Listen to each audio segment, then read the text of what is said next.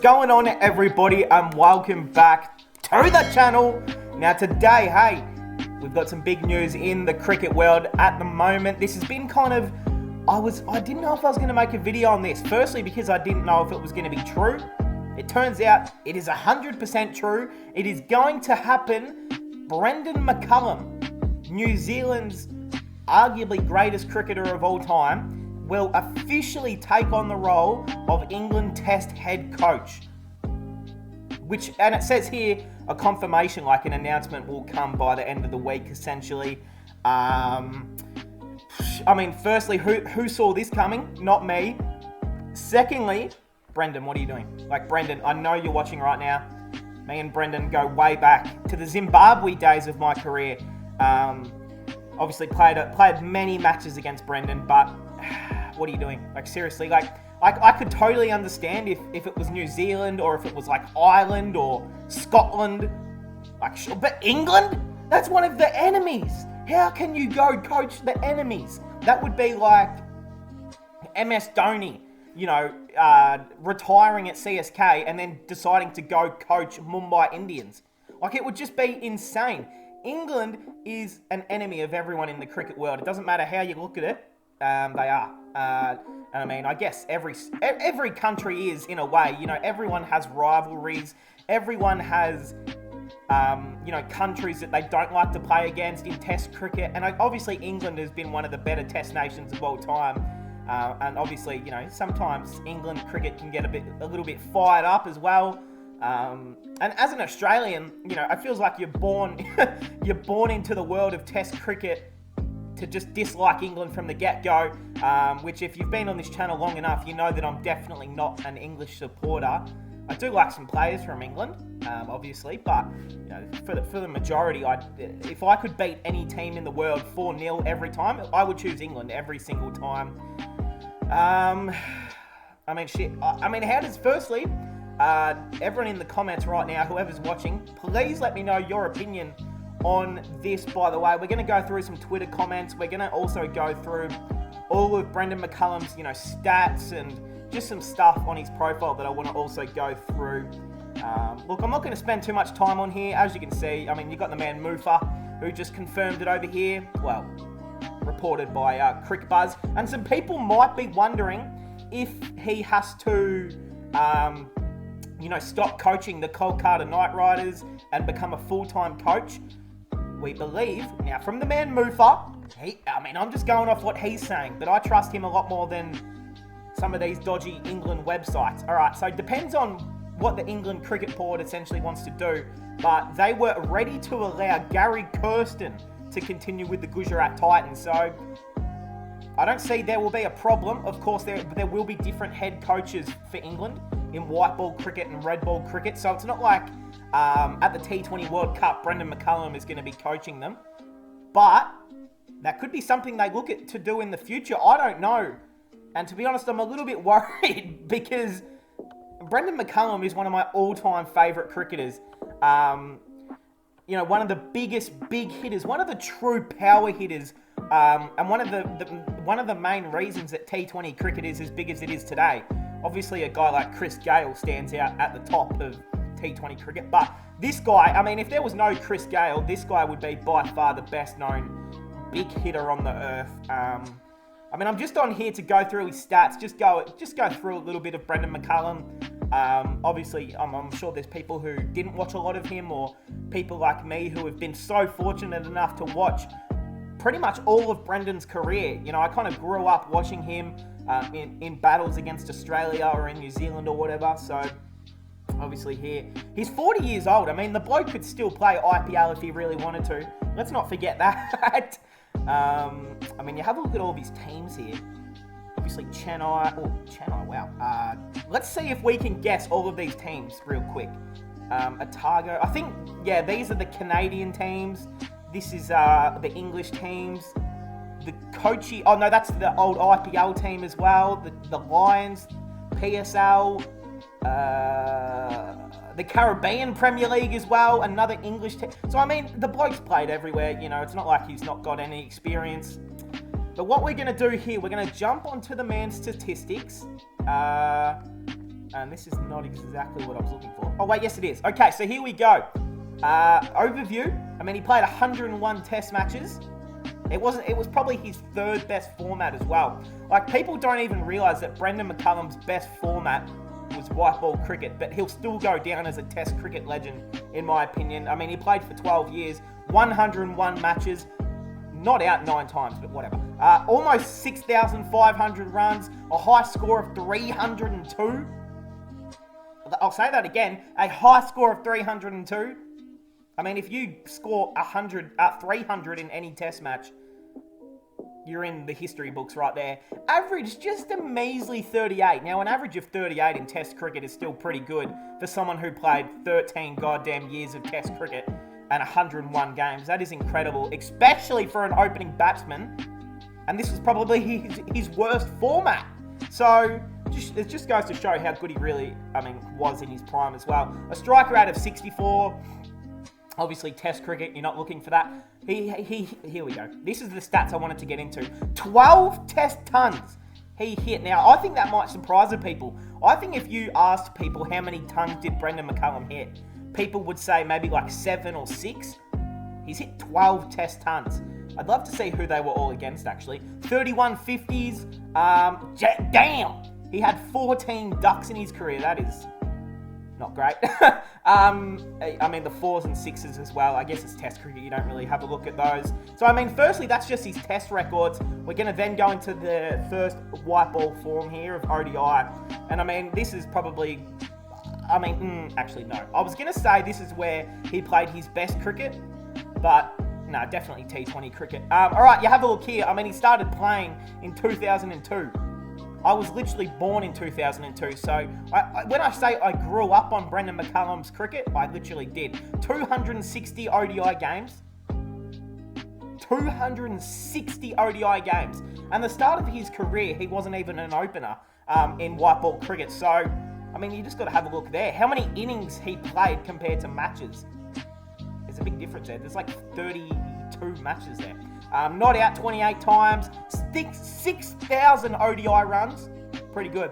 High score of 166. I mean, that's still a pretty good high score, whether you look at it or not. An average of 30, which, I mean, again, you average over 30 from 260 games. You get a pass in my eyes. Strike rate of 96. 500s, which is, I mean, just a great effort. And 32 half centuries. Outrageous stuff. He also hit 200 sixes and 577 fours in 14 years of ODI cricket for 260 games. Like, that's a lot. That is so much. But here we go. This is where Brendan McCullum made his craft. This is where Brendan McCullum, in my opinion, did his best work. This is, in my opinion, where Brendan McCullum looked at his best. Now, I know a lot of people are going to say, look, he didn't get to start on T20 cricket. T20 cricket only came in till a bit later, so he didn't even get to do it at the start of his career. And then he kind of retired from international cricket a bit earlier than I think everyone would have expected as well. So he only played the 71 T20 internationals.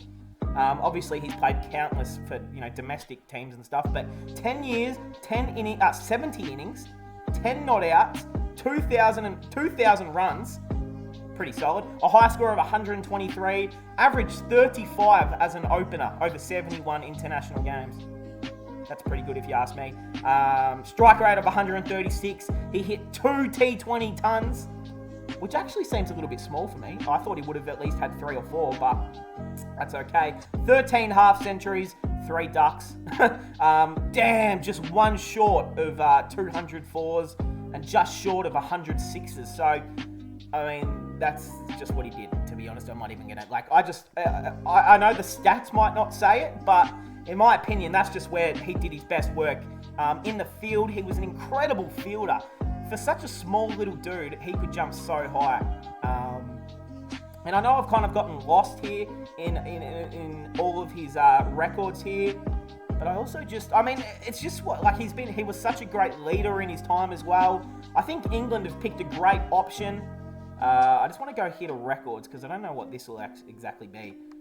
Top records, okay. All right, let's have a look. Most consecutive matches for a team. Okay, most runs in an innings. Oh, damn. So he batted at, opening, I imagine? Most sixes in his career. In 2000. I mean, obviously he wicket keeps as well. I can't believe I didn't even bring that up. Hold on. Let's go into his wicket keeping stats if they've actually got them here. Because his damn, he was a good wicket keeper. Are they going to count fielding as like wicket keeping? Let's see. Oh, here we go. Beautiful. So obviously 101. 209 dismissals, 198 caught behind, and 11 stumpings. Caught wicket, 100... Wait, what's the difference between these two? I don't know. Caught in the field, so, I mean, he also took 30 catches in the field as well. I mean, it's no surprise. Let's see, ODI cricket just really quick. 277 dismissals, 262 caughts, 15 stumpings, 35 catches in the field. I mean, that's just what he did as well. He also bowled some early, like, off-break pies in his early career. Look, I mean, he didn't bowl at all in his ODI career. I think he bowled a few times in Test cricket early. Yeah, here we go. So he bowled 29 overs, 1 wicket. Best bowling figures, 1 for 13. Averaged 88 with the ball. Economy of 3, which is actually okay. Who did he take the most wicket against? Let's see. He took his one and only Test wicket against Pakistan in... I don't know what date it was, but hey, well played to him. I mean, I just wanted to come on here, talk a little bit about it. I know some people have actually had some... People think that Brendan McCullum is a bad choice. Now, look... Again, I mean, this is a guy who's played 101 Test matches in his career. He's been coaches of all sorts of franchises. He's been captain for so long. He is one of the great players we've seen of the last decade, last 20 years of cricket. So I think they've got a great option here. I mean, I'd rather it be Brendan McCullum than Justin Langer, at least, or any sort of Australian. If it was an Australian, then this video would go for about 45 minutes and I would be nothing but just crying and upset. But hey, Brendan McCullum will take on the main role. Let's go through some comments here. Let's see what everyone's thinking about here. Nothing but positive. Let's see. I can't figure out okay, not exactly positive there. Jobs for the boys. I'm sure he's everyone's mate when he commentated with Rob Key. And now he has the... Okay, I guess maybe no positivity on Twitter today. Let's see. Is there any positivity here? How is it? Jobs for the boys. McCullum revolutionised New Zealand cricket. That's what I'm talking about! And turned them into a force they are today. It's a ballsy move to appoint someone who hasn't coached in red ball, but is a really exciting appointment. Thank you, Gavin. Thank you, Gavin. Who's Gavin? Shout out to Gavin. We're going to leave the man a comment, a like. This is a literal legend, a living legend. I don't care if he hasn't coached any red ball cricket. You know who hadn't coached any red ball cricket prior to being appointed? I was going to say Darren Lehman, but actually now I think about it, he might have done a few stand-in roles. And I think he actually did coach a little bit of South Australia early, so that might be wrong, but... Did Ricky Ponting? I mean, no, because he's... Yeah. I'm trying to think. I'm sure there's been plenty of new coaches that haven't, but... Alright, a few more comments here. I struggle... Here we go, James. Here we go. Another nuffy. I struggle to see how this appointment makes any sense. The Test side has reached rock bottom. And yet we think someone who hasn't coached a red ball side is the answer. Now, I can see that opinion because I'm sure England fans are pretty upset and pretty pissed off that, you know, they're not bringing in like a Ricky Ponting or a Shane Watson or a Justin Langer or, you know, some absolute legend of cricket. You know, I mean, at least they didn't give someone like Kevin Peterson the job. That would have been an absolute mess. Or Michael Vaughan or something like that. But, hey, I like this pick. I'm just going to go through one more here. His experience and credentials, very okay. Let's see. He was appointed as head coach for both... oh, shit, I didn't mean to click on it. He was appointed as head coach for both Trinbago Knight Riders and the KKR Knight Riders in... Yeah, so, I mean, look, not that much captaincy, but I don't care what anyone... Like, this is a literal legend. Yeah. Weird appointment. Weird that they make a good decision. I like it. I think it's a great decision. again, everyone is obviously due for their own opinion. That's the great thing about Twitter, YouTube. Everyone can just literally have their own opinion. And if you disagree, that's okay. If you agree with me, even better. Hey, let me know in the comments what you guys think of this appointment. Do you think it's a great move from England?